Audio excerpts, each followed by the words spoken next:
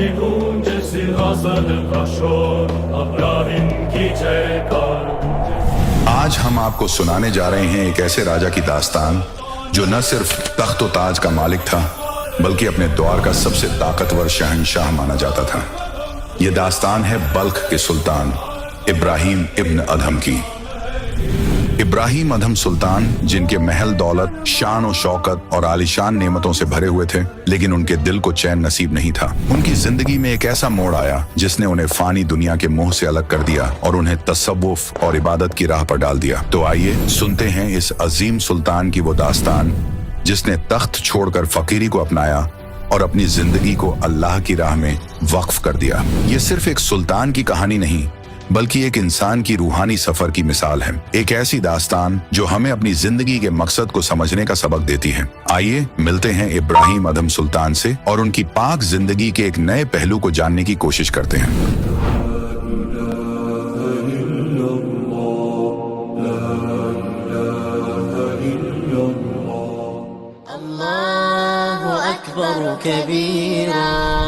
क्या आपने कभी सोचा है कि मौत के बाद क्या होता है? क्या हमारी रूह एक गहरी अब्दी नींद में चली जाती है या फिर किसी पुरअसरार आलम में सफर करती है? क्या पुनर्जन्म यानी तनासुख महज एक ख्वाबी ख्याल है या शायद ऐसी कोई हकीकत है जो हमारी सोच से कहीं परे है? तसव्वुर कीजिए एक ऐसी दुनिया जहाँ जिंदगी और मौत के बीच की दीवार धुंधली हो जाती है, जहाँ रूहें अपने मुकद्दर का इंतजार करती हैं और जन्नत और दोज़ख के राज खुलते हैं। ये कोई ख्याली कहानी नहीं, बल्कि इस्लाम के गहरे राजों में से एक है। सदियों से मुस्लिम मुआशरे में एक सवाल लोगों के जहन में घूमता रहा है, क्या वाकई हमारी रूहें कयामत तक सोती रहती हैं या फिर उस रूह का किसी आसमानी मुकाम में सुकूनत होती है? आज हम इसी पेचीदा मुअम्मे को सुलझाने की कोशिश करेंगे। दीन इस्लाम के मुताबिक जब इंसान इस दुनिया फानी से रुखसत होता है तो उसकी रूह को रोज़े कयामत तक इंतजार करना पड़ता है। फिर इस्लामी अकीदे के मुताबिक कयामत के रोज अल्लाह ताला सबको दोबारा जिंदा करेगा और उनके अमाल का हिसाब किताब लिया जाएगा। इस मुहासिबे के बाद नेक लोगों को जन्नत की नेमतें नसीब होंगी, जबकि गुनाहगारों को जहन्नुम की आग में झोंक दिया जाएगा। लेकिन यहाँ एक दिलचस्प पेच आता है।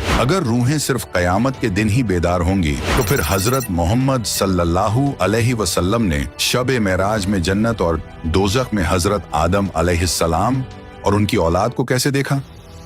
नाजरीन, आपको बताते चलें कि हजरत आदम ने एक बार दो अलग अलग मंजर देखे। उन्होंने देखा कि उनकी एक औलाद दोज़ख में है, जहां वह अजाब में मुबतला है, जल रही है, तकलीफ में है। ये देखकर हजरत आदम की आंखों से आंसू आ गए। लेकिन फिर उन्होंने अपनी दूसरी औलाद को जन्नत में देखा, जहां वो नेमतों में मगन थी, आराम और सुकून में थी। ये देखकर हजरत आदम मुस्कुरा उठे। नाजरीन, इस विषय पर हमने पहले भी एक तफसीली वीडियो बनाई है। अगर आप पुनर्जन्म के बारे में गहरी मालूमात हासिल करना चाहते हैं और यह जानना चाहते हैं कि इस्लाम में पुनर्जन्म का कोई तसव्वुर है या नहीं, तो हमारी यह वीडियो जरूर देखें। इस वीडियो का लिंक डिस्क्रिप्शन बॉक्स में मौजूद है। कुरान और हदीस में इसका वाज़ेह इशारा मिलता है कि बहुत सी रूहें पहले ही जन्नत और दोज़ख में मौजूद थी और यह कयामत की तसव्वुर से पहले का मामला है। अगर यह कयामत से पहले ही रूनुमा हो रहा है तो इस्लाम में कयामत आने तक की तसव्वुर पर ही सवाल उठते हैं। फिर यह भी सवाल उठता है कि क्या मौत के बाद दोबारा हयात नसीब होती है? इस पेचीदा मुअम्मे को सुलझाने के लिए आइए सुल्तान इब्राहिम इब्न अदहम की एक अनोखी दास्तान की तरफ रुख करते हैं, जिसका जिक्र मशहूर सूफी शायर रूमी ने अपनी किताब मसनवी में भी किया है।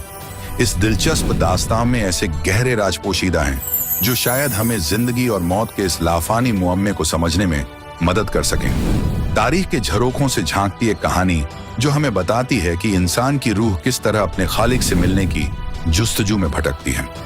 ये दास्तान है इब्राहिम इब्न अदहम की, जिसकी रूह ने कई जन्मों तक कबीर परवरदिगार की पनाह में रहकर आखिरकार नजात पाई। इब्राहिम अदहम सुल्तान, जिसने अपने किसी इंसानी जिंदगी में कबीर अल अजीज की पनाह ली थी, खुदा उनके तमाम जिंदगियों में उनके साथ रहे और हकीकी रूहानी इल्म अता करके आखिरकार उसे काल के फंदे से निजात दिलाई। उस रूह ने सम्मन की जिंदगी में जो अकीदत से इबादत की थी, उसके नतीजे में इंसानी जिंदगियां मिलती आ रही थी और जो सदका किया था उसके सिला में हुक्मरान बनता रहा। उसका सबसे बड़ा सदका 3 सेर आटा था जो बेटे की कुर्बानी देकर किया था। उसी वजह से वह दौलतमंद बादशाह बनता रहा। कुछ नौशेर खान की जिंदगी में कबीर परवरदिगार जी ने वजह बनाकर सदका करवाया, जिस सबब से भी वह बलक का दौलतमंद बादशाह बना। इब्राहिम इब्न अदहम एक मुस्लिम बादशाह जो अपनी दौलत और शान और शौकत में मसरूफ थे। लेकिन एक ऐसा वाकया उनकी जिंदगी में पेश आया जिसने न सिर्फ उनकी पूरी हयात का रुख बदल दिया बल्कि उन्हें अपने माजी की जिंदगियों की हकीकत से भी आगाह कराया। कबीर सागर अध्याय 16 सुल्तान बोध सफा 37 पर सुल्तान इब्राहिम की मुकम्मल कहानी का बयान मिलता है। सुल्तान एक फारसी लफ्ज है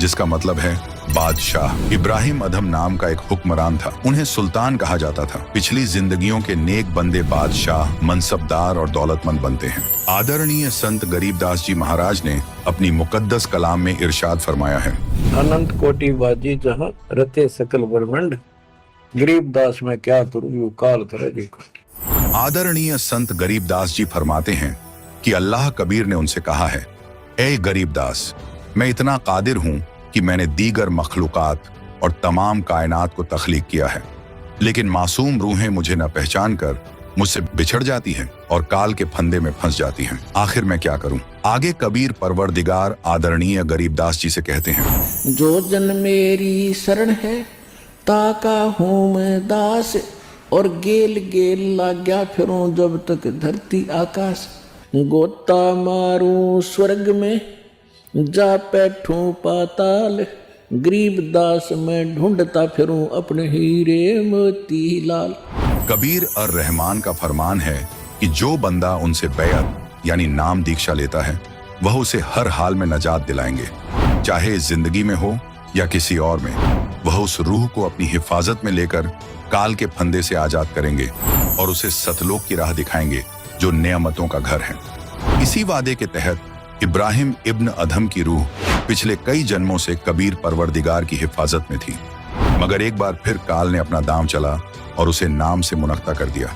एक रात बादशाह के मकान के करीब किसी नेक बंदे के मकान में कुछ दरवेश आए। रात भर उन्होंने सत्संग फरमाया।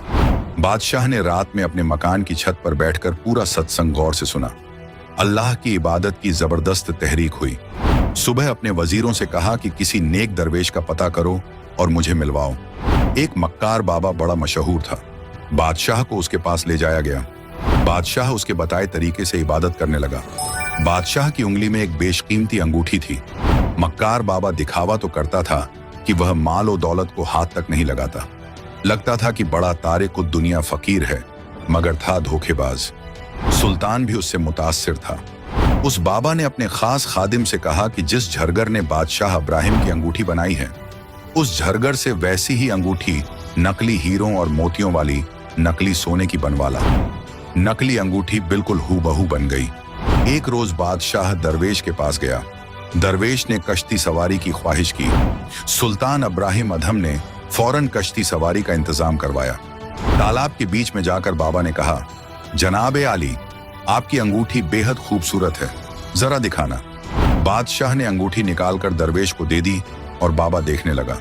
नजर बचाकर अंगूठी बदल दी। बादशाह ने कहा कि आप चाहें तो अंगूठी रख लें या और बनवा दूं। बाबा ने कहा, अरे फकीरों के लिए तो यह खाक है, खाक। यह कहकर नकली अंगूठी तालाब में फेंक दी। यह देख बादशाह को पूरा यकीन हो गया कि वाकई में दरवेश तारिक दुनिया फकीर है। मगर कुछ दिन बाद ही उस मक्कार बाबा का भांडा फूट गया। उसके राजदार मुरीद ने बादशाह को सारा किस्सा बताया। इब्राहिम सुल्तान बाबा के पास गए। तब बादशाह ने वह अंगूठी उसी बाबा की झोपड़ी की जमीन में दफन पाई तो बहुत रंजीदा हुआ और दरवेशों से एतबार उठ गया। उस मक्कार को कैद खाने में डाल दिया। फिर तो बादशाह ने अपने मुल्क के तमाम पीर फकीरों को तलब किया और उनसे सवाल किया कि अगर आपने खुदाए बरतर को पाया है तो मुझे भी उसका दीदार कराओ। इस सवाल का जवाब किसी के पास न था। एक फकीर ने फरमाया कि आप एक दूध का जाम मंगवाए। खादिम ने दूध का जाम लाकर पेश कर दिया। फकीर ने दूध में उंगली डुबोई और बादशाह से कहा, जनाबे आली, आपके दूध में घी नहीं है। बादशाह ने कहा, दूध से घी हासिल करने का तरीका है। पहले दूध को गर्म करके ठंडा किया जाता है, फिर जमाया जाता है, तब दही बनता है, फिर मथा जाता है, फिर इसमें से घी निकलता है। फकीर ने कहा, ऐ सुल्तान ए आजम, जिस तरह दूध से घी पाने का तरीका है वैसे ही इंसानी जिस्म से परवरदिगार को पाने का तरीका है। उस तरीके से अल्लाह ताला की दीदार होता है। मुर्शिद ढूंढो और इबादत करो। बादशाह के दिल में पीर फकीरों के लिए नफरत थी। वह सबको उसी नजरिए से देख रहा था। उस फकीर को भी कैद खाने में डाल दिया। सबसे चक्की चलवाई जा रही थी। सब दरवेश तो खुदाए पाक के लिए ही घर बार छोड़कर निकले होते हैं। राह ए इबादत सही न मिलने के सबब शोहरत की चाह लाजमी है, मगर अगर वे अल्लाह की नेक रूहें होती हैं। खुदा के लिए कोशिश करने से परवरदिगार की उन पर रहमत रहती है। उनको हकीकी इल्म देने के लिए भेस बदल कर अल्लाह ताला उनको समझाते हैं, लेकिन काल के फंदे में उलझकर वे अंधे हो जाते हैं और हकीकत को नजरअंदाज कर देते हैं। मगर खुदाए करीम तो सबका बाप है, वह बच्चा जानकर मुआफ कर देता है और उनकी भी मदद फरमाता है। कैद खाने में गमगीन पीर फकीरों की फरियाद सुनकर उनको रिहा कराने के लिए और अपने नेक आबिद अब्राहम सुल्तान को काल के फंदे से निजात दिलाने के लिए कबीर परवरदिगार एक भैंसे पर सवार होकर सुल्तान अधम के दरबार ए आला में तशरीफ लाए। दरवेश के लिबास में परवरदिगार को देखकर इब्राहिम सुल्तान ने पूछा, आप किस मकसद से आए हैं? परवरदिगार ने फरमाया कि आपके सवाल का जवाब देने आया हूँ। इब्राहिम ने सवाल किया कि मुझे बताइए खुदा कैसा है? अगर आप खुदा से मिले हैं तो मुझे भी मिलवाइए। कबीर जी ने भैंसे से कहा कि बता दे भैंसा, अल्लाह कैसा है? कहाँ है? खुदा की कसम सच कहना। भैंसा इंसान की तरह बोला, कहा कि इब्राहिम मेरे ऊपर जो बैठा यही अल्लाहू अकबर है। सुल्तान को भैंसे को बोलते देखकर हैरत हुई और मुतासिर भी हुआ। सोचने लगा कि यह कोई करिश्मा हो सकता है। कबीर परवरदिगार भैंसे समेत वहाँ से गायब हो गए। इब्राहिम को चक्कर आ गया। कबीर परवरदिगार कैद खाने के सामने खड़े हो गए। सिपाहियों को हुक्म था कि कोई भी दरवेश मिले उसे कैद में डाल दो, इसलिए उन्होंने कबीर परवरदिगार को कैद कर दिया। सिपाहियों ने कहा कि चक्की चलाओ। बाकी सब फकीर भी चक्की चलाकर आटा पीस रहे थे और गिड़गिड़ा रहे थे। कबीर परवरदिगार ने सिपाहियों से कहा कि हम कैदी एक काम करेंगे, एक काम सिपाही करेंगे। हम चक्की चलाएंगे तो तुम सिपाही चक्की में गंदुम, गेहूं, चना, बाजरा डालोगे या हम गंदुम डालेंगे, तुम चक्की चलाओ। सिपाहियों ने चालाकी से कहा कि हम गंदुम डालेंगे, तुम चक्की चलाओ। कबीर परवरदिगार ने कहा कि सब दरवेश खड़े हो जाओ। यह कहकर अपनी चक्की को असा लगाया। उसी वक्त सब 360 चक्की अपने आप चलने लगी। कबीर अल अजीज ने कहा, सिपाही भाई डालो गंदुम, पीसो जितना चाहिए। दरवेशों से कहा कि आंखें मूंद लो। सबने आंखें मूंद ली। फिर परवरदिगार ने कहा कि आंखें खोलो। सबने आंखें खोली तो सब कैद खाने से बाहर बल्ख शहर से दूर जंगल में खड़े थे। कबीर परवरदिगार ने कहा कि आप इस बादशाह के मुल्क को छोड़कर दूर चले जाओ। सब आबिदीन परवरदिगार को सलाम करके और शुक्रिया अदा करके भाग चले।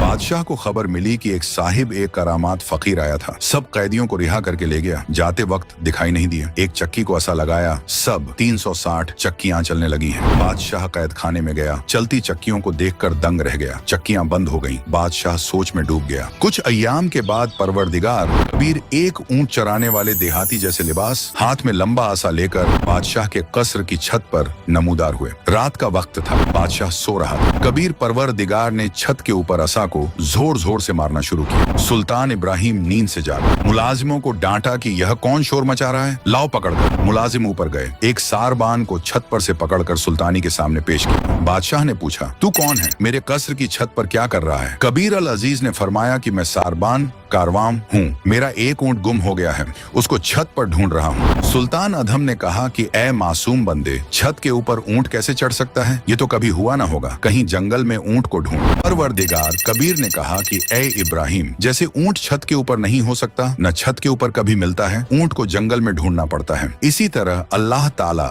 तख्त शाही पर बैठकर ऐश और आराम मौज मस्ती करने से नहीं, वह दरवेशों में मिलता है। इतना कहकर कबीर परवरदिगार गायब हो गए। सुल्तान अधम बेहोश होकर जमीन पर गिर पड़ा। हुजरा और बेगमात ने एक अमिल झाड़ फूंक करने वाला बुलाया। उसने बादशाह के एक हाथ पर तावीज बांध दिया और कहा कि इन पर जिन्न भूत का साया है, ठीक हो जाएगा। बादशाह का दिल मुल्क के इंतजाम में नहीं लग रहा था, मलूल रहने लगा। कुछ अरसे बाद बादशाह मामूली हो गया और दोबारा ऐश और आराम में मसरूफ हो गया। खुदाए कबीर अपनी खूबियों के मुताबिक फिर एक तमाशा दिखाने तशरीफ लाए। एक मुसाफिर का भेष बनाकर बगल में कपड़ों की पोटली दबाए देहाती लिबास में शाम के वक्त सुल्तान के कसर ए आला में पहुंचे। सुल्तान मकान के दरवाजे पर सहन में कुर्सी पर बैठा था। बादशाह ने पूछा कि आप यहाँ किस मकसद से आए हैं? खुदाए कबीर ने फरमाया कि मैं एक राहगीर हूँ, रात को आपकी सराय में ठहरना चाहता हूँ। एक रात का किराया बताइए कितना होगा? सुल्तान इब्राहिम अधम मुस्कुराया और बोला कि ऐ सात दिल मुसाफिर, ये कोई सराय नहीं है, ये तो मेरा कसर शाही है। मैं इस शहर का हुक्मरान हूँ। कबीर और रहमान ने सवाल किया कि आपसे पहले इस कसर में कौन रहता था? सुल्तान इब्राहिम अधम ने जवाब दिया कि मेरे आबा व अजदाद यहाँ मुकीम थे। फिर कबीर अल्लाह ने पूछा, वे कहाँ हैं? मैं उन्हें देखना चाहता हूँ। सुल्तान ने जवाब दिया, वे तो अल्लाह को प्यारे हो गए। खुदा ने पूछा कि आप कितने दिन इस कसर में रहेंगे? जवाब की बजाय सुल्तान ने गहरी सोच में डूबकर कहा कि मुझे भी एक दिन रुखसत होना है। कबीर परवरदिगार ने फरमाया कि ए गाफिल इंसान, ये सराय नहीं तो और क्या है?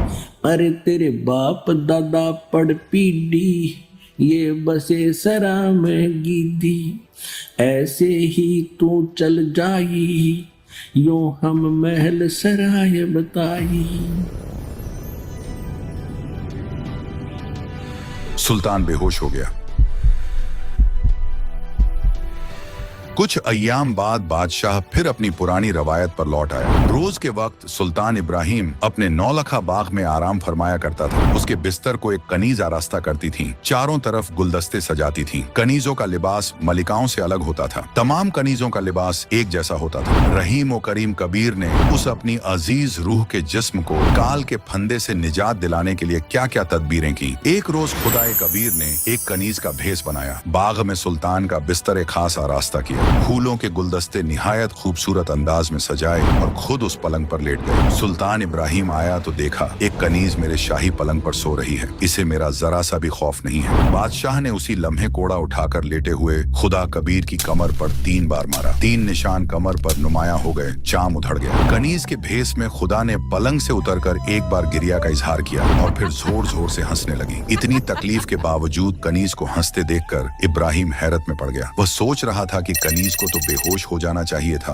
या जान से जाना चाहिए था। सुल्तान ने कनीज के भेस में खुदा का हाथ थामा और पूछा कि ऐ कनीज, इतना क्यों हंस रही है? खुदा कबीर ने फरमाया कि मैंने इस बिस्तर पर एक घड़ी आराम किया। एक घड़ी के सुकून का बदला मुझे 3 कोड़े मिले। मेरे जिस्म का चाम भी उधड़ गया। मैं इसलिए हंस रही हूँ कि जो इस नापाक सेज पर शबो रोज सोता है उसका क्या हश्र होगा। मुझे तेरे हाल पर रहम आ रहा है ऐ गाफिल इंसान। कहे खवास सुनो अब्राहिम, कैसा खिलवत खाना, एक घड़ी से जा पर पोटे तन का चाम उड़ाना।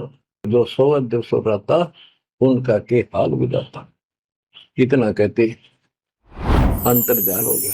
ये मंजर देखकर सुल्तान अधम बेहोश हो गया। जब होश आया तो हैरत में पड़ गया कि ये क्या हो रहा है, मेरी समझ से परे है। कुछ अरसे बाद वुज़रा और बेगमात ने मशवरा दिया कि बादशाह को शिकार पर ले जाओ, कई दिनों तक जंगल में रहो, इनके दिल की परेशानी कम हो जाएगी। ऐसा ही किया गया।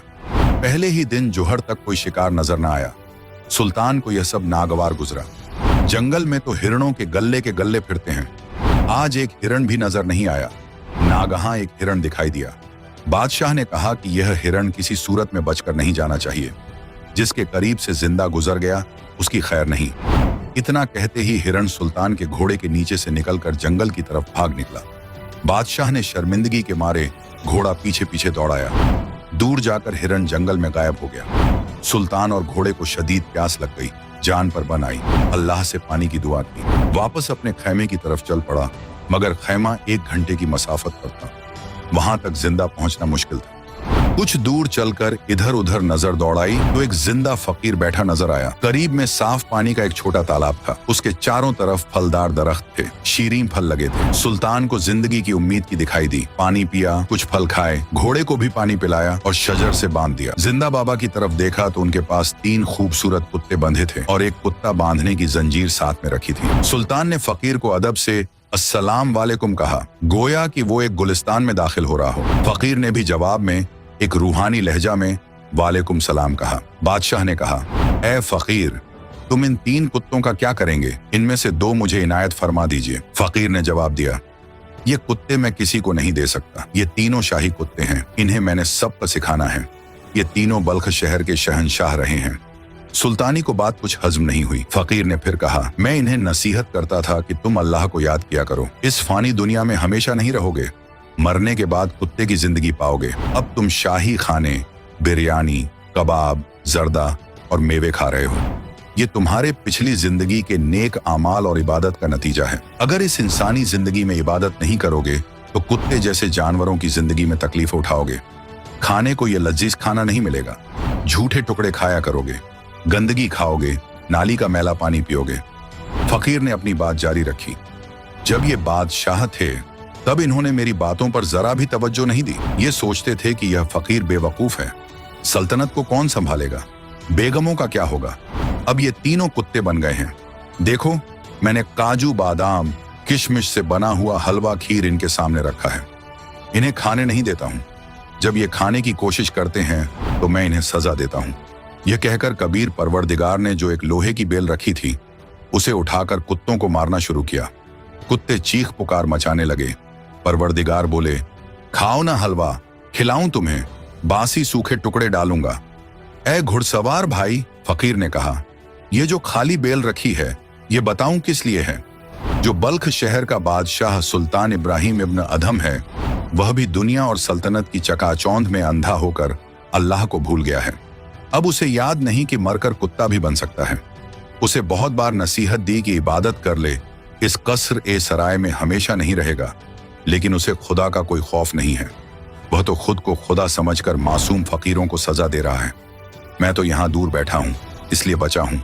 वह बादशाह मरेगा, इबादत के बिना कुत्ता बनेगा, उसे लाकर इस जंजीर से बांधूंगा।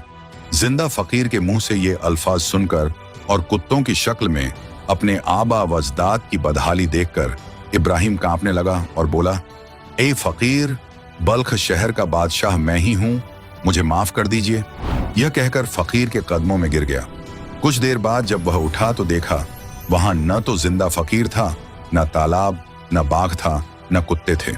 सुल्तान इसे ख्वाब भी नहीं मान सकता था, क्योंकि घोड़े के पांव अभी भी गीले थे। कुछ फल तोड़कर रखे थे, वे भी मौजूद थे। सुल्तान को समझते देर नहीं लगी। घोड़े पर सवार हुआ और पड़ाव पर आया। मुंह से कुछ न बोल पाया। हाथ से इशारा किया कि सामान बांधो और लौट चलो शहर को। कुछ ही लम्हों में काफिला बल्ख शहर की ओर रवाना हो गया।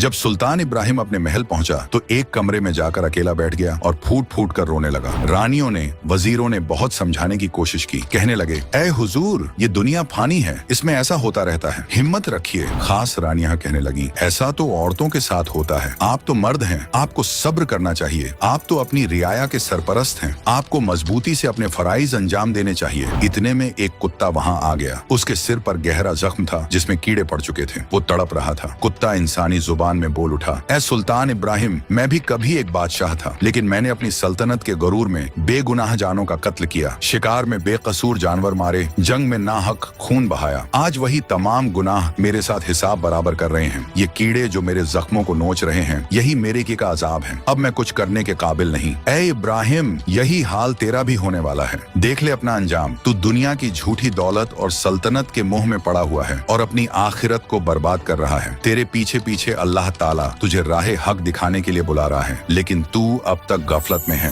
यह लीला भी खुद खुदा ए कबीर जी ने की थी। यह अंतिम झटका था सुल्तान इब्राहिम को दलदल से निकालने का। उसी रात्रि में सुल्तान इब्राहिम ने अपने मुख पर काली स्याही लेपकर एक अल्फी के स्थान पर एक शॉल लपेटा। फिर कमरे में कमर बांधकर पीछे के रास्ते से उतरकर चल पड़ा। वो पूरी रात अल्लाह की याद में चलता रहा। तकरीबन 20 किलोमीटर का सफर तय किया तो उसे शदीद भूख लगी। उसने आगे एक मालन को देखा जो बेर बेच रही थी। वह मालन खुद खुदा ए कबीर जी ही थे, जो एक मालन का भेस बनाकर रास्ते में बाग के बाहर बेर बेच रहे थे। सुल्तान मालन के पास गया और उनसे बैरों का भाव पूछा तो मालन ने बताया कि एक आने के सेर 1 रुपये में 16 आने होते थे। एक सेर यानी 1 किलोग्राम। सुल्तान के पास आना नहीं था। उसने जो जूती पहन रखी थी, उन दोनों की कीमत उस समय 2.5 लाख रुपये थी। ऊपर हीरे पन्ने जड़े थे। सुल्तान ने कहा कि मेरे पास 1 आना या रुपया नहीं है, ये झूठी हैं, इनकी कीमत 2.5 लाख रुपये है। ये दोनों ले लो, मुझे भूख लगी है, 1 सेर बेर तोल दो। मालन 1 सेर बेर तोलकर इब्राहिम के शॉल के पल्ले में डालने लगी तो एक बेर नीचे गिर गया। उस बेर को उठाने के लिए मालन ने भी हाथ बढ़ाया और इब्राहिम ने भी मालन के हाथ से बेर छीनना चाहा। दोनों अपना बेर होने का दावा करने लगे। उसी वक्त खुदाए कबीर ने मालन का रूप बदलकर अपने वास्तविक रूप में आ गए और सुल्तान को जोर से एक थप्पड़ मारा और कहने लगे, ये गमवार, तू इतना मूर्ख, 2.5 लाख की जूती छोड़ रहा है और 1 पैसे के बेर के ऊपर झगड़ा कर रहा है। ये कैसा त्याग है तेरा? जा वापस कर ले अपना राज। खुदाए कबीर ने कहा कि हे प्यारी आत्मा, घर के त्याग देने से कुछ नहीं होता, हृदय से त्याग मिट्टी समझ इसको। तब उसको अपनी गलती का एहसास हुआ और फिर परवरदिगार कबीर जी ने कहा, इब्राहिम, मैं वही अल खिज्र हूं जिसके पास कुरान ज्ञानदाता ने हजरत मूसा को सच्चा इल्म लेने के लिए भेजा था, लेकिन हजरत मूसा मेरी शर्तों पर खरा नहीं उतर सका, इसलिए मैंने हजरत मूसा को वह सच्चा इल्म नहीं बख्शा। इब्राहिम, अब तू घर त्याग कर आ गया है, इसलिए मैं अब तुझे वह गुप्त इल्म बता रहा हूं। नाजरीन गौर फरमाइएगा, चूंकि सुल्तान इब्राहिम मुस्लिम था, वो इस बात से बिल्कुल वाकिफ था कि पाक कुरान शरीफ में इस वाक़े का साफ तौर पर जिक्र मिलता है। सूरतुल कहफ 18 आयत नंबर 60 से 68 में इसी तरह का एक किस्सा बयान किया गया है, जहां हजरत मूसा अलैहिस्सलाम की मुलाकात हजरत अल खिज्र अलैहिस्सलाम से होती है। ये पूरा मंजर देखकर सुल्तान इब्राहिम खुदाए कबीर के कदमों में गिर पड़ा और रोते हुए कहने लगा, ऐ परवरदिगार, तूने मुझ पर बड़ी रहमत फरमाई। मैं तो जहन्नम का हकदार बन चुका था, मगर तूने मुझे बचा लिया। खुदाए कबीर ने फरमाया, बेटा, मुझे पहले से मालूम था कि तेरी सबसे बड़ी दुश्मन ये सल्तनत, ये रियासत और ये शान शौकत है, जिसे तू अपनी सबसे बड़ी ताकत समझ रहा था। अब तू इस गुमान से आजाद हो चुका है, इसलिए मैं तेरे साथ हूँ। तुझे जिस चीज की जरूरत पड़े मुझे याद करना, तू मुझे अपने करीब ही पाएगा। इतना कहकर खुदाए कबीर गायब हो गए। उस रात सुल्तान ने बड़ी मुश्किल से वक्त गुजारा। सुबह हुई, भूख शदीद लग रही थी। उसने दिल से खुदाए कबीर को पुकारा, या अल्लाह, भूख बहुत लगी है। तभी अचानक आसमान से एक थाली आई जो एक सफेद कपड़े से ढकी हुई थी। वो थाली आकर सुल्तान के सामने ठहर गई। जब उसने कपड़ा हटाया तो देखा कि उसमें काजू, किशमिश, सेब, संतरे, हलवा, खीर, पूरी, कचौड़ी और न जाने कितनी नेमतें रखी हुई थी। मगर ये देखकर सुल्तान इब्राहिम का दिल कांप गया। उसने फौरन थाली को फिर से कपड़े से ढक दिया, मुंह फेर लिया और कहने लगा, ऐ अल्लाह, तूने मुझे इन नेमतों के जाल से निकाला था, फिर क्यों भेज दिया? बस मुझे एक सूखी रोटी दे दे। ये सब देखकर अल्लाह ताला कबीर जी ने आकाशवाणी की ओर कहा, अब्राहिम, तू सफल हुआ। अब तेरी रूह इस गंदे दलदल से हट चुकी है। अब तू जंगल से लकड़ी तोड़ और उसे बेचकर अपना गुजारा कर और भक्ति कर, लेकिन सच्चे नाम बिना बात नहीं बनेगी। इतना कहकर अल्लाह ताला कबीर जी की आकाशवाणी बंद हो गई। कुछ दिन बाद परवरदिगार कबीर जी राजा को मिले और प्रथम मंत्र दिया, फिर उसके बाद सतनाम दिया और कहा, तुझे सारनाम दूंगा जब तू योग्य हो जाएगा। कबीर सागर के सुल्तान बोध में सफा 62 पर गवाही है। प्रथम पाण प्रवाणा लेई, पीछे सार शब्द तोई देई।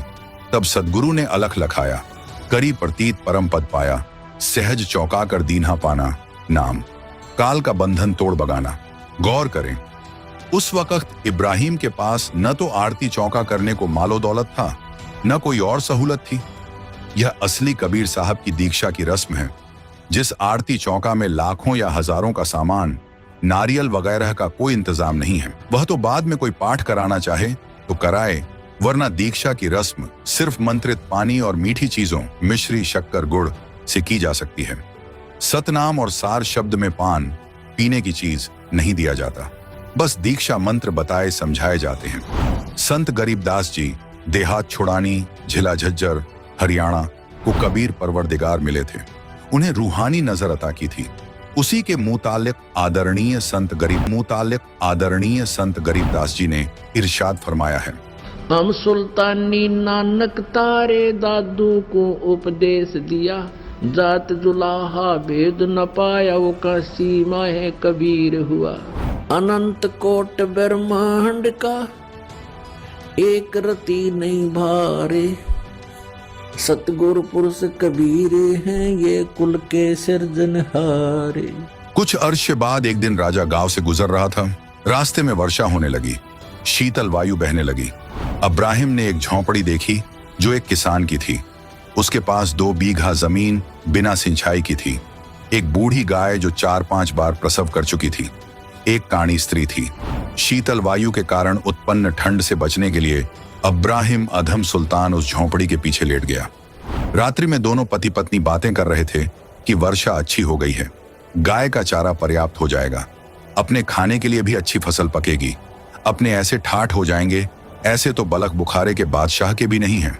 सुल्तान अब्राहिम अधम ये सब वार्ता सुनकर उनकी बुद्धि पर पत्थर गिरे जानकर उनको भविष्य के दुखों से अवगत कराने के उद्देश्य से सूर्योदय तक वहीं पर ठहरा रहा। सुबह उठकर उनकी झोंपड़ी के द्वार पर खड़ा होकर सलाम किया। दोनों पति पत्नी झोंपड़ी से बाहर आए।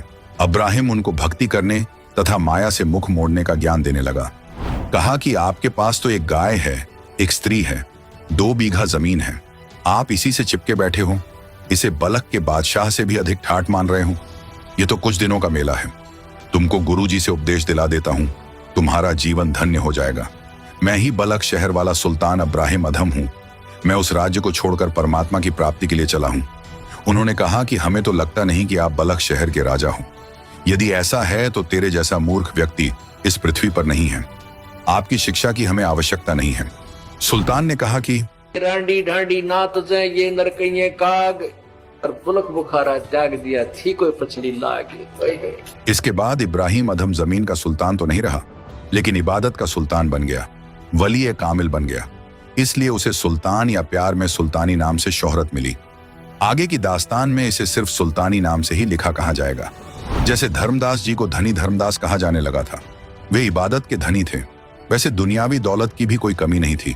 सुल्तान इब्राहिम के पिछले जन्मों की दास्तान, नेकी और सेऊ तो उसी जिंदगी में नजात पा गए, लेकिन सम्मन के दिल पर जख्म लग गया कि अगर मेरे पास दौलत होती तो मुझे बेटे की कुर्बानी न देनी पड़ती। अल्लाह ताला ने उसी जन्म में सम्मन, नेकी, सेऊ को मालो दौलत से नवाजा था। वे गरीब नहीं रहे थे। सम्मन दिल्ली का बड़ा अमीर शख्स हो गया था, लेकिन फिर नजात की ख्वाहिश नहीं रही। मुर्शिद कामिल के लिए बेटे की कुर्बानी देने की वजह से अगली जिंदगी में नौशेर खां शहर के बादशाह के घर पैदा हुआ, शहनशाह बना। 80 खजाने हीरे मोतियों से भरे थे, लेकिन सदका नहीं करता था, न अल्लाह को याद करता था। खुदाए ताला कबीर साहिब जिंदा बाबा अल खिज्र का भेष बनाकर नौशेर खान बादशाह के पास गए और सदका करने की नसीहत दी। बादशाह ने कहा, मैं गरीब बादशाह हूँ। जिंदा ने कहा कि आपके 80 खजानों पर परचम लहरा रहे हैं। बादशाह ने कहा, ये तो कोयले हैं। जिंदा ने कहा, जैसी तेरी नियत है कोयले हो जाएंगे। बादशाह ने खजाने खोलकर देखे तो वाकई कोयले हो गए थे। बादशाह ने परवरदिगार के कदम पकड़कर मुआफी मांगी। परवरदिगार ने कहा कि अगर ज्यादा माल सदका करे तो ये फिर से हीरे मोती बन जाएंगे। बादशाह ने कहा, जैसा आप फरमाएं वैसा ही करूंगा।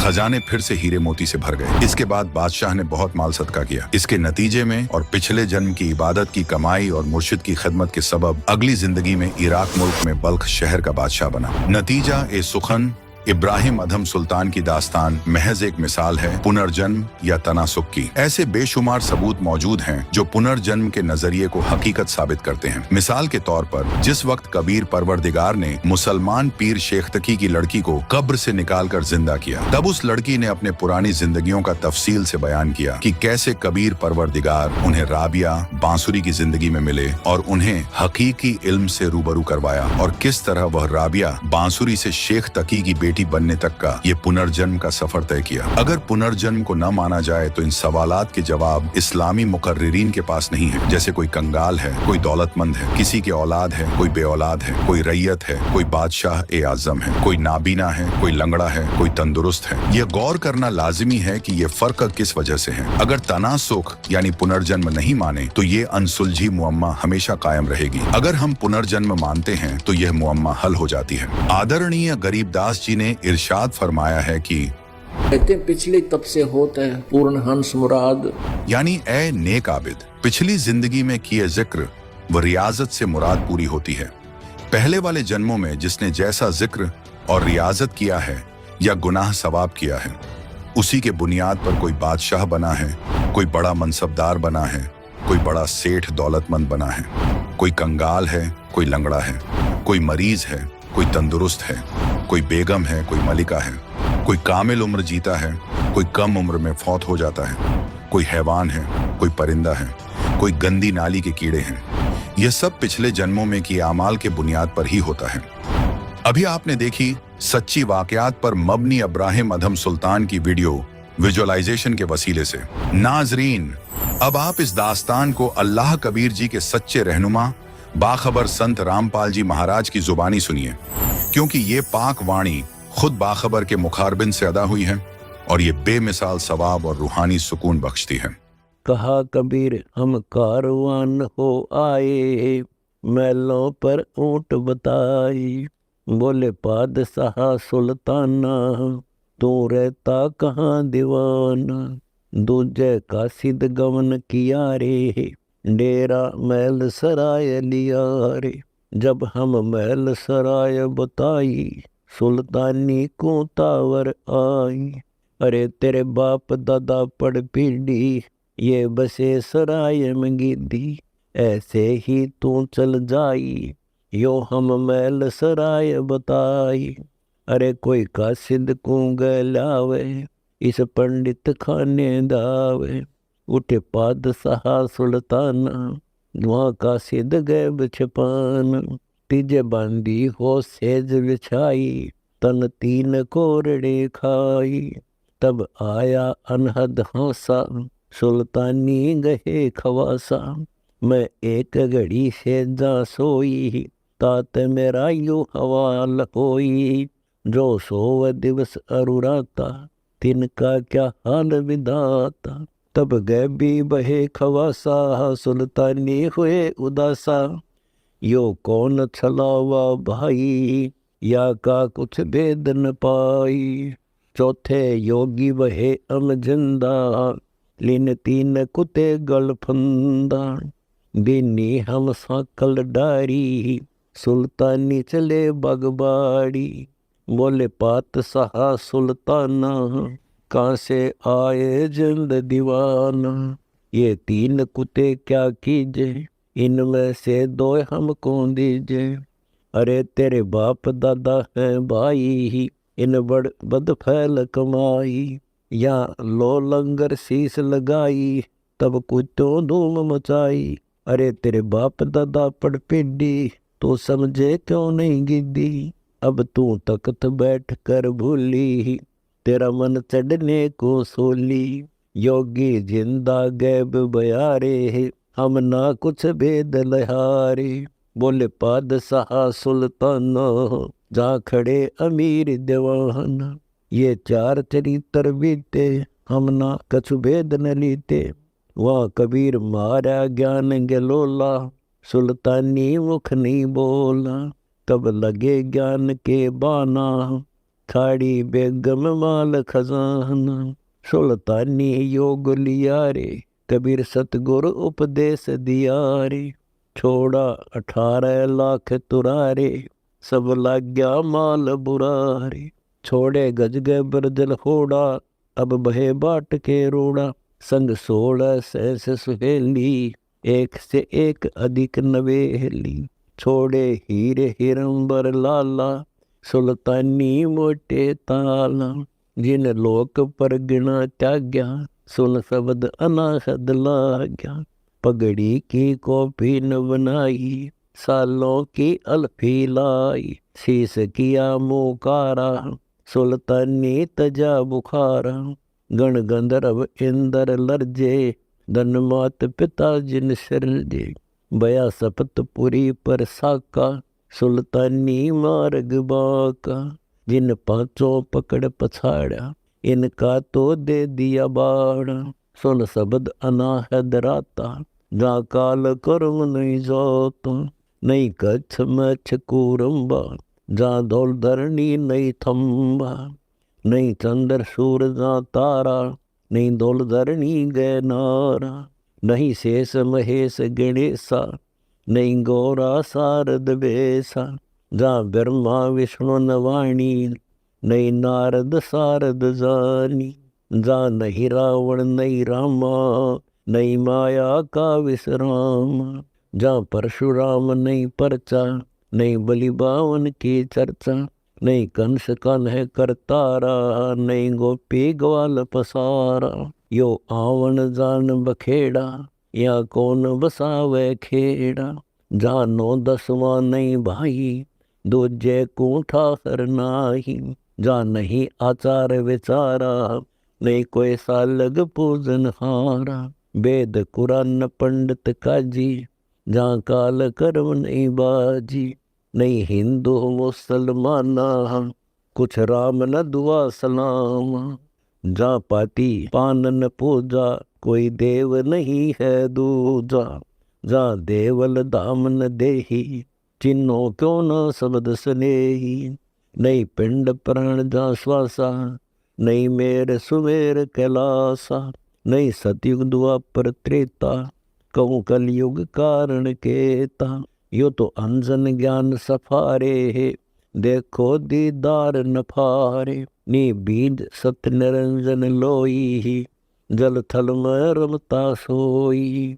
है निर्भय निर्गुण बीना, सोई शब्द अतीतम चीना। अडोल अबोल अनाथा, नहीं देखा आवत जाता। है अगम अनाहद सिंधा, योगी निर्गुण निर्बंधा।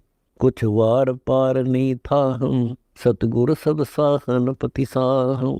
उल्टा पंथ खोज है मीना, सतगुरु कबीर भेद कह दीना। यो सिंधु अथा अनुपम, कुछ ना छाया ना धूप, जहाँ गगन धुनी दरवानी, जहाँ बाजे सत सैनानी, सुल्तान अदब जहाँ राता, तहाँ नहीं पांच तत्व का गाता, जहाँ निर्गुण नूर दिवाला, कुछ ने घर है खाला, शीस चढ़ाए पग धरिया, यो सुल्तानी सौदा करिया, सतगुरु जिंदा योग दिया रे, सुल्तानी अपना किया हरि, कह दास गरीब पूर्ण पीरा, सतगुरु मिले कबीरा। नाजरीन, देखा आपने इब्राहिम अदहम सुल्तान ने किस तरह अपना राजपाट त्याग दिया और भगवान के रास्ते पर चल पड़े। उनको सतलोक नसीब हुआ, उन्हें खुदा मिल गए।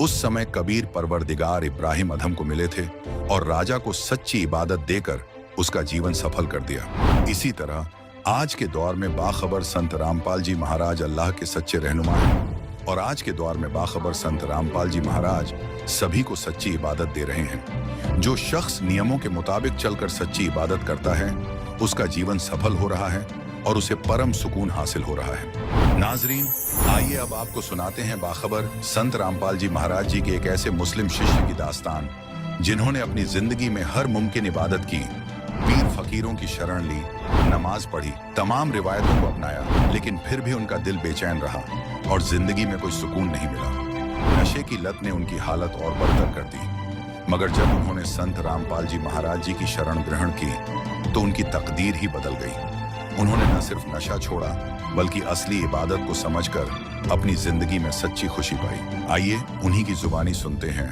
उनकी यह प्रेरणादायक कहानी। नमस्कार सर। नमस्कार सर जी। सर क्या नाम है आपका?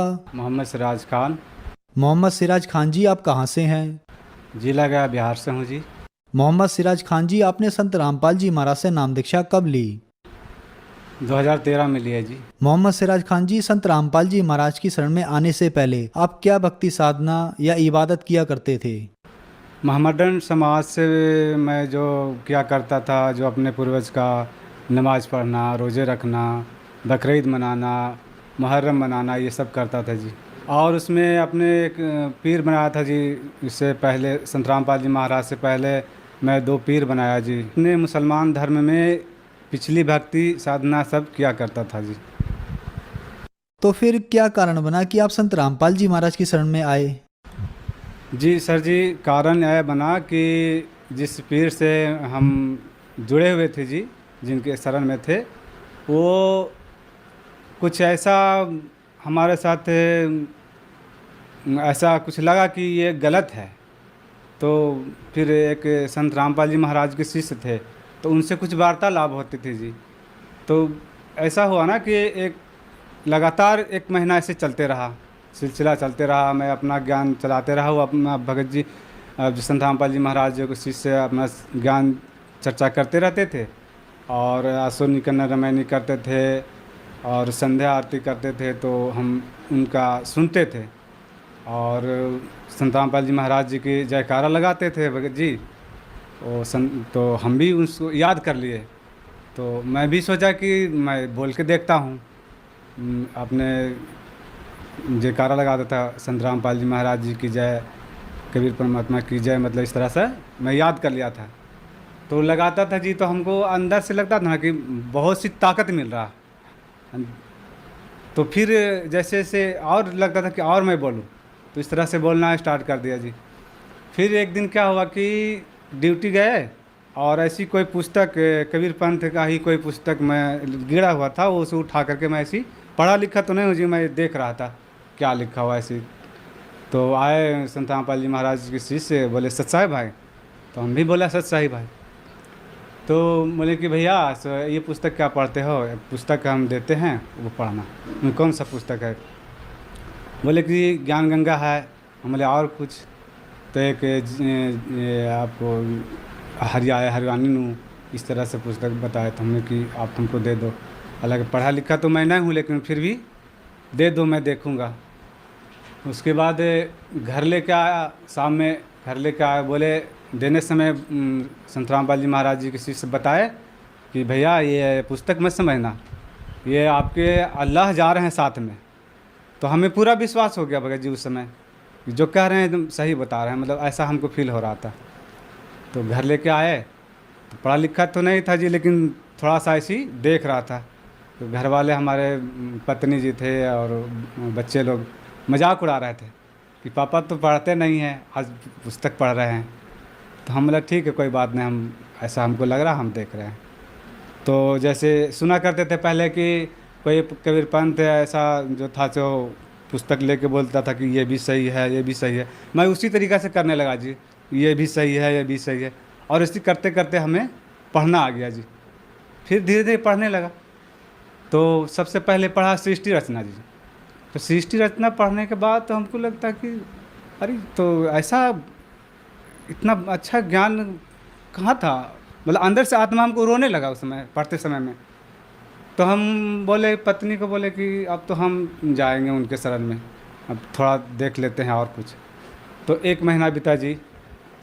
नहीं जी, उससे पहले हमारे बच्चा का तबीयत ख़राब हो गया था, बम्बई में रहता था, सिलाई का काम करता था तो बम्बई में रहता था। उससे पहले 1-2 दिन के बाद जो पुस्तक लाए, 1-2 दिन के बाद ही उनका तबीयत ख़राब हो गया हमारे बच्चा को।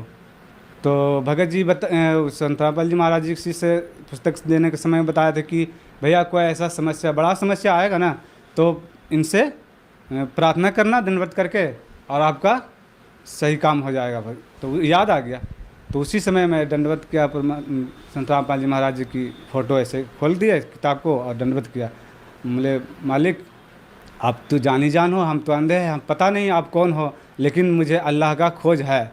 मैं पहले ही से खोज कर रहा हूँ, लेकिन पता नहीं हम सही जगह पर हैं या गलत जगह पर हैं, आप ही जानो।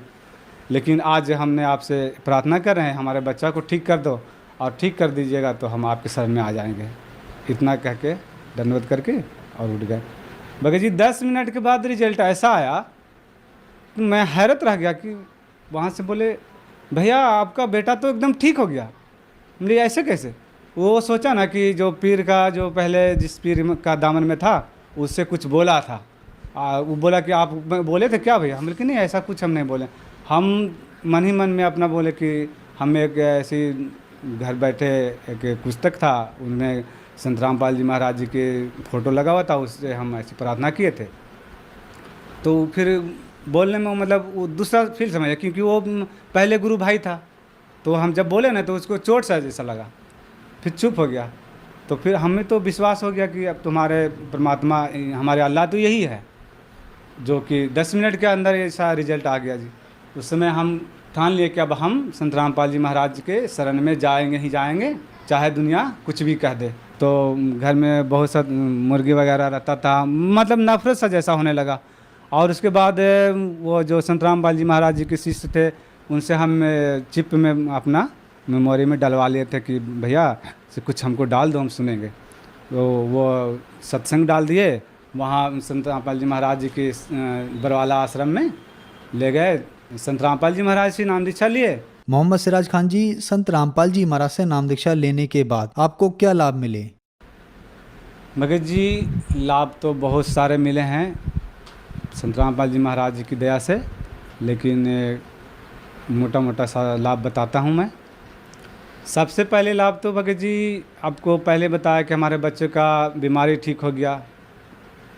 उसके बाद हमारी पत्नी को बवासीर का बीमारी था, वो भी परमात्मा की दया से, संत रामपाल जी महाराज जी की दया से ठीक हो गया जी। और एक लाभ और हुआ भगत जी, हमारी पत्नी जी रेलवे लाइन में गुस्सा के मारे कटने चली गई थी भगत जी। संत रामपाल जी महाराज के हमने नाम दीक्षा ले ली थी। उसके बाद तो हम संत रामपाल जी महाराज जी के घर में दंडवत प्रणाम स्थन था, उस जगह दंडवत किए और बोले कि मालिक अब इस दास का इज्जत आपके हाथ में है, हमारे छोटे छोटे से बच्चे हैं, अगर कुछ हो जाता है तो इस दास का इज्जत का कोई ये नहीं रहेगा, अब आप ही जानो कैसे होगा। अब इतना बोल करके हम दंडवत करके बैठ गए।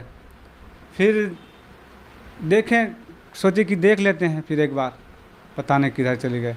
तो आप इधर निकले आगे तो देख रहे हैं कि चली आ रही है। अब आते के साथ बहुत से आके घबरा के रोने लगी। मुझे रोती हैं क्यों? तो माफ़ी मांगने लगी पत्नी। मुझे हमसे माफ़ी क्यों मांग रहे हैं? परमात्मा से माफ़ी मांगो। हम तो परमात्मा से अर्जी लगाए थे। हमारी पत्नी का जीवन दान दिए परमात्मा संत रामपाल जी महाराज। उसके बाद जी हमारे महल्ले एक बेटा है, वो प्रणाम स्थल के नीचे ही वो सोता था जी रात में। और एक चौकी था बगल में जी आगे, उस पर हमारे बड़े बच्चे सोते थे और बच्चे सोते थे। और नीचे जो चौकी के नीचे जो होता है ना, एक सांप ऐसे बैठ करके और ऐसे करके गुरुजी के सामने का फ़ोटो और दम तोड़ दिया जी। हमारे बच्चे ऐसे लेटे हुए थे सामने रात में। फिर क्या हुआ कि रात में आवाज़ मिलता था, लेकिन पता नहीं, हमको लगता कि बाहर में बोलता होगा। फिर हमारी बच्ची जी, छोटी सी बच्ची है, वो झाड़ू देने के लिए गए तो देखा कि अरे ये तो क्या है, तो निकाला तो देख रहे हैं कि इसी सांप ऐसे बैठा हुआ और ऐसे फंद मार के दम तोड़ दिया भगत जी। फिर उसके बाद फिर एक लाभ और भगत जी संत रामपाल जी महाराज जी की दया से हुई कि हमारे बड़े वाले बच्चा को पत्थरी का शिकायत हो गया था जी, वो परमात्मा की दया से वो भी ठीक हो गया जी। सर जी ये है,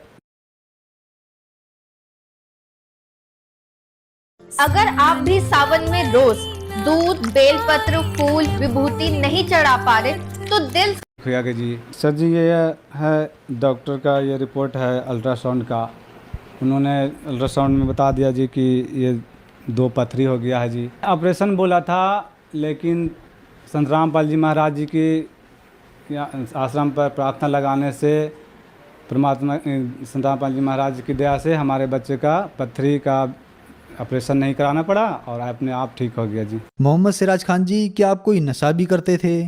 जी मैं नशा बहुत करता था जी, काम करके आते थे जी, ताड़े पीना, कभी दारू भी पी लेना, अपने साथी संगत के साथ गांजा, भांग, बीड़ी, सिगरेट सब नशा करते थे जी। संत रामपाल जी महाराज जी की दया से जब नाम दीक्षा लिए जी तो सारे नशा छूट गए जी, सारे हमारे कष्ट दूर हो गए जी।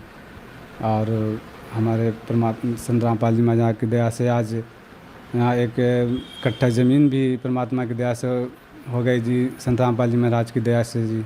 मोहम्मद सिराज खान जी, आपने संत रामपाल जी महाराज से नाम दीक्षा ली और आप मुस्लिम समाज से हैं, तो क्या संत रामपाल जी महाराज से नाम दीक्षा लेने के बाद आप हिंदू बन गए? जी हमारे संत रामपाल जी महाराज हिंदू नहीं बनाते जी। हमारे संत रामपाल जी महाराज जो धर्म में है, मुस्लिम है तो मुस्लिम रहो जी, लेकिन अपने ग्रंथों को देखो और ग्रंथ में जो भक्ति विधि है वो करो, ये हमारे संत रामपाल जी महाराज बताते हैं। हिंदू धर्म का ग्रंथ है तो हिंदू को बताते हैं कि अपने ग्रंथों से तुलना कर लो, ग्रंथ क्या बताती है वो भक्ति करो। हमारे संत रामपाल जी महाराज जी यही बताते हैं जी। संत रामपाल जी महाराज से नाम दीक्षा कैसे ले सकते हैं?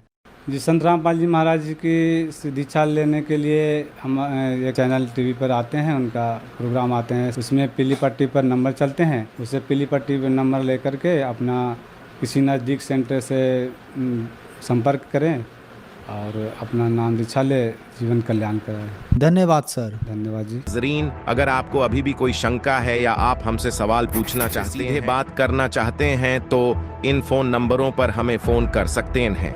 नाज़रीन, अगर आपको इस्लाम मजहब और कुरान पाक की आयतों की सही तर्जुमानी को अच्छी तरह से और सरल भाषा में जानना है तो इस पाक किताब मुसलमान नहीं समझे ज्ञान कुरान में सभी शंकाएं समूल समाप्त की गई हैं। कृपया दिल थामकर धैर्य के साथ पढ़ोगे तो दांतों तले उंगली दबाते रह जाओगे। लेखक बाखबर संत रामपाल जी महाराज ने इस पुस्तक को यथार्थ संपूर्ण अध्यात्म ज्ञान से प्रमाणों सहित लिखा है। अगर आप इस पुस्तक को मंगवाना चाहते हो तो निम्न फोन नंबरों पर हमें अपना नाम, पूरा पता भेजें। आपको मुसलमान नहीं समझे ज्ञान कुरान किताब आपके घर तक फ्री में पहुंचाई जाएगी। अगर हमारी वीडियो आपको अच्छी लगी हो तो हमारे चैनल को प्लीज़ लाइक करें, कमेंट करें और हाँ, धन्यवाद, सब्सक्राइब करना ना भूलें।